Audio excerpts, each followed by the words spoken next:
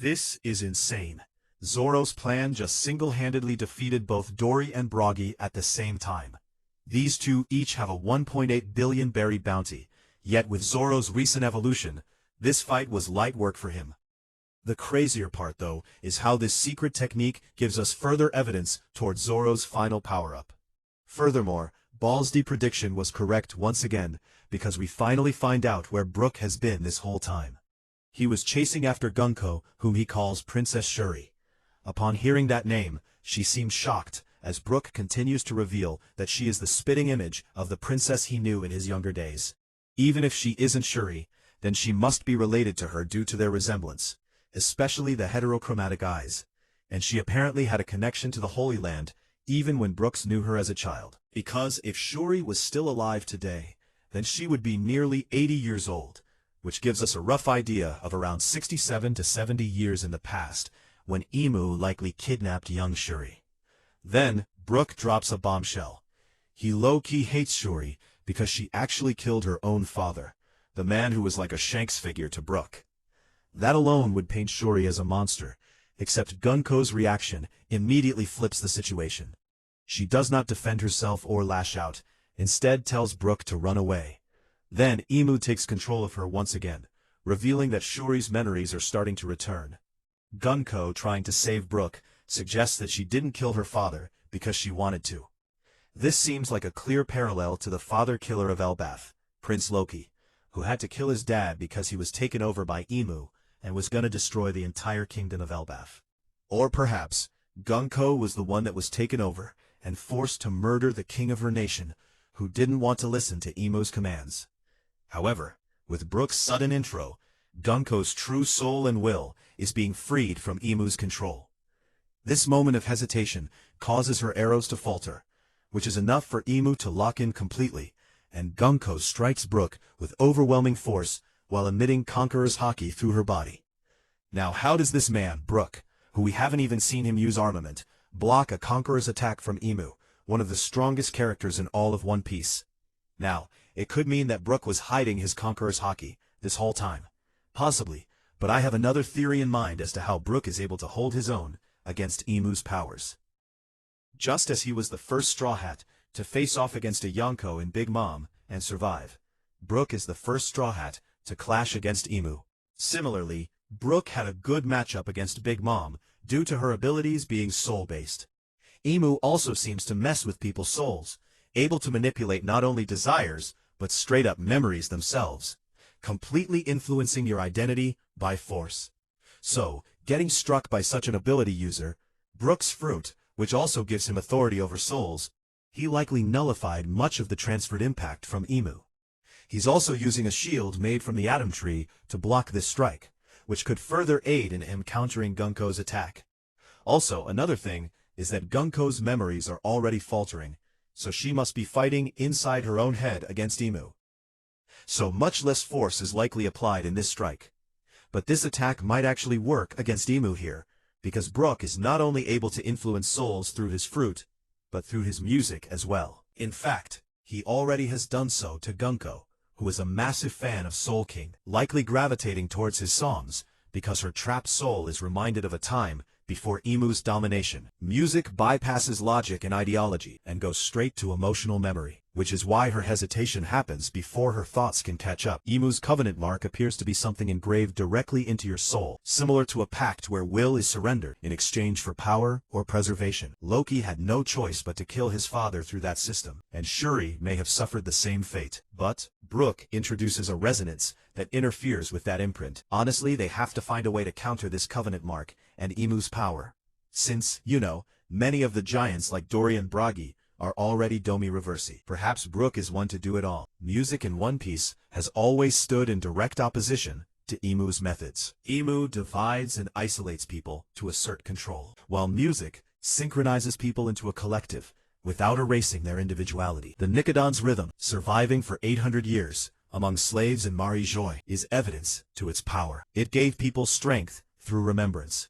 Brook's songs as the Soul King reinforces this idea in a global scale. While almost no one understood the real story of Luffy and the Straw Hats' time skip return, hidden within the New World song, people's souls felt the resonance of freedom within the music, and their soul latched onto it. It broke through barriers of language and race, and even class, as shown by Gunko, one of the biggest emu dick writers who fucks with the song. We might see something similar happen here, once Brook realizes how emu's power takes over your will, and it was actually the Celestials that killed Shuri's father. Upon learning this, Brook will put on a performance, while Loki and Luffy try to subdue emu's powers, ultimately freeing Shuri and Elbaf from emu's domination, without killing her. In the end, she will be a valuable asset to the crew during the final war. Hold on. Wait, what am I reading right there? I yapped about all that Gunko's hesitation bullshit right before realizing what just happened. Man, I really should have read this page before I went on that yap session. Guys,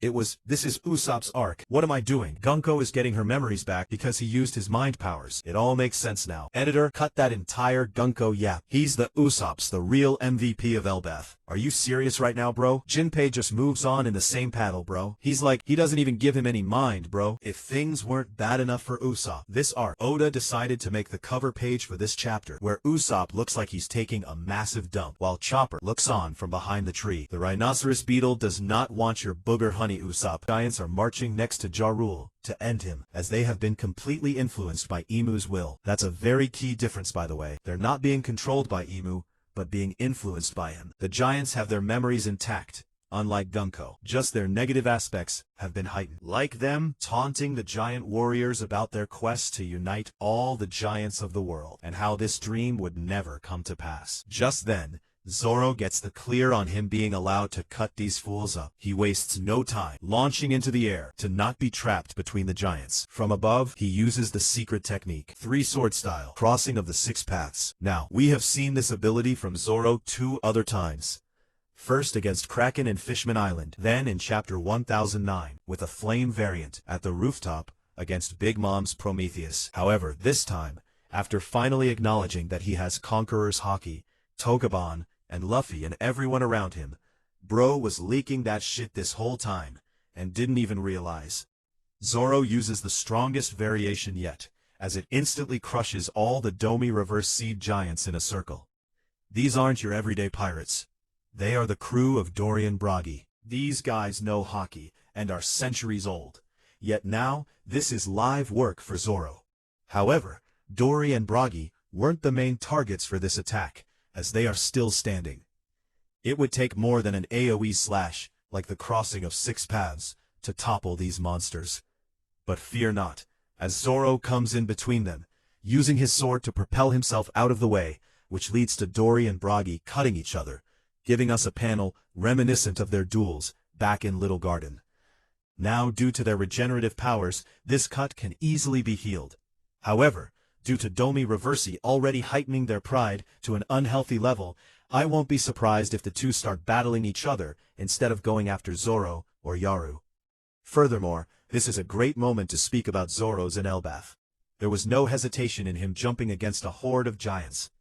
He wasn't even trying against Dorry and Brogy. With Emu's powers delving into the realm of souls, Zoro will have to finally realize the true power of his oldest and strongest sword, the Waroichi Manji. We have seen the manifestations of all of his swords, except the Waroichi Manji, upon which Zoro will finally become a sword god. Each of Zoro's blades represents a different aspect of his will, and their inner manifestations will be the key to unlocking his final form as a sword god. Because a swordsman's weapon is the manifestation of their will. We have seen this concept before with other objects like the Mary's Clue Boot Moon, and if you watched my Devil Fruit's Haki video, you know that they follow the same principle as we learned from Vegapunk.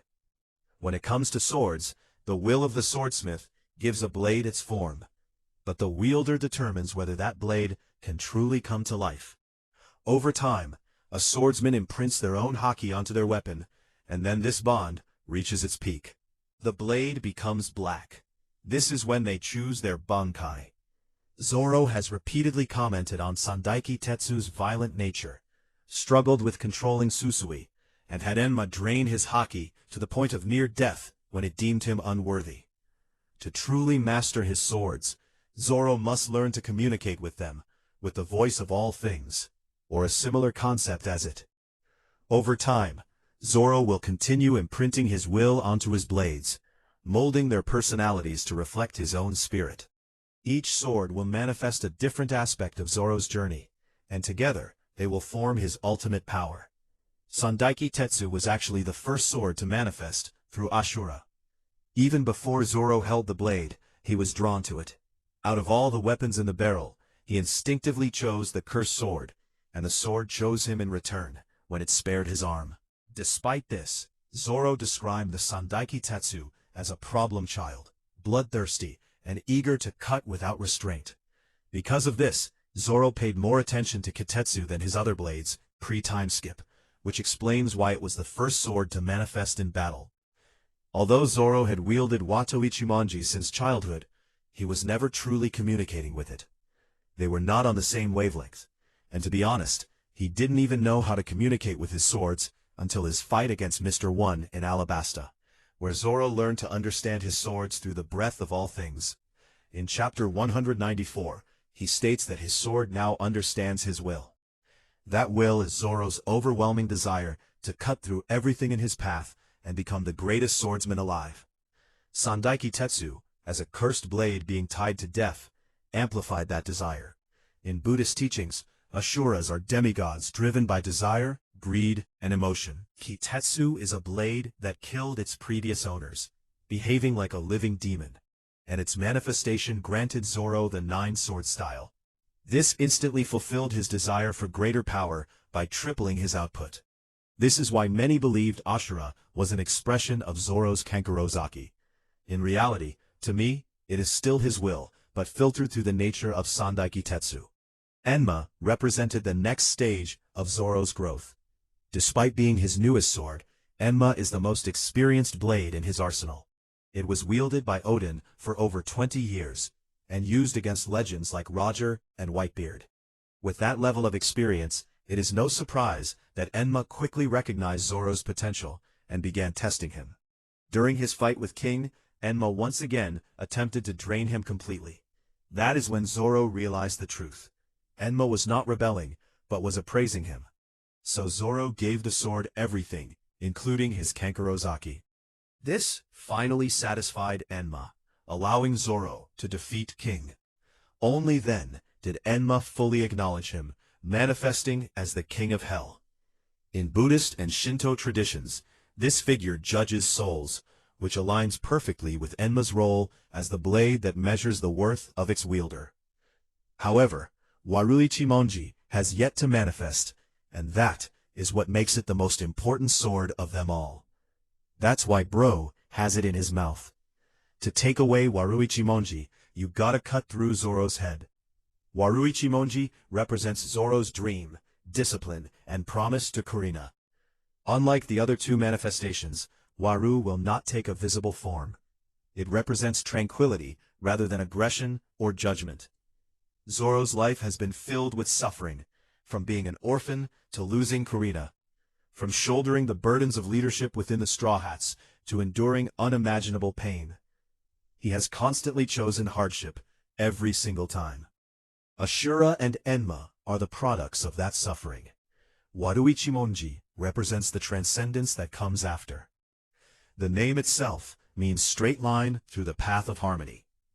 With Zoro's strong Buddhist symbolism, this suggests enlightenment. It is the blade that will guide him so he no longer loses his way, both literally and spiritually. In Buddhism, Asuras exist in the lowest realm of rebirth, the realm of suffering and desire. The realm above it is the world of form, which can be attained through awareness represented by Enma. The highest realm is the realm of formlessness. This final stage is about absolute precision and understanding. That's why I think Oda bringing up Zoro crossing the six paths technique back means way more than just an AoE attack for the moment. Zoro had a plan and didn't get lost in the way to realizing it. To defeat immortal beings powered by Imu, Zoro can't just use physical attacks. His slashes need to go beyond that. You know how Kusaburo said that the strongest swordsmen are the ones who can choose not to cut a leaf? What if Zoro's Waruichimonji's awakening means he can cut through Imu's immortality powers without actually physically cutting people? It's accessing a form of Haki beyond his reach right now, crossing beyond the 6 paths. We already know there are swordsmen who can cut Haki, like Observation Killer Shanks. To defeat Mihawk, who stands on the same level as Shanks, Zoro will need this power. And against Shiryu, whose invisibility and unpredictable swordsmanship negates conventional